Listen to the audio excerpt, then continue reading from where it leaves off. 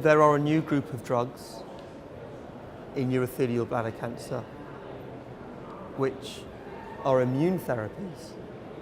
They work differently from chemotherapy. They work by boosting the immune system. They're known in broad terms as immune checkpoint inhibitors.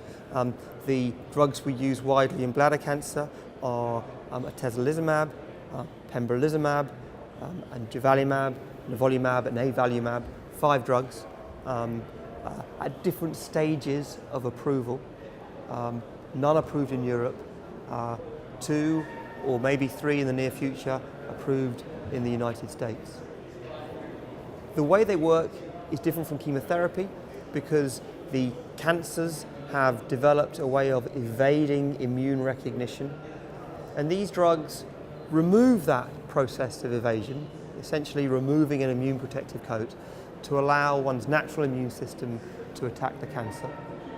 And we've shown in bladder cancer that subsets of patients respond to therapy, go into long-term durable remissions, but also the drugs look well tolerated.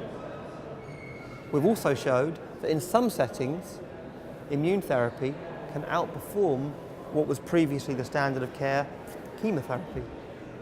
And that's the first time we've got new drugs in bladder cancer for a generation.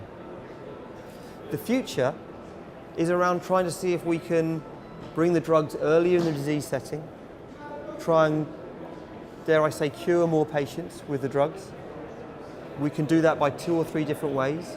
We can try and identify which patients respond better by measuring a biomarker. That biomarker is called PD-L1.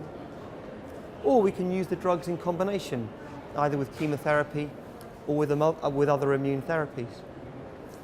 I suspect that we're actually only at the first chapter of 3 or 4 chapters to this story. And ultimately, it's possible or even likely that the drugs will move right in to the earlier setting where first diagnosis is occurring, maybe not even metastatic disease, and trying to prevent the cancer spreading or perhaps even prevent the need for procedures like radiotherapy, chemotherapy and cystectomy altogether.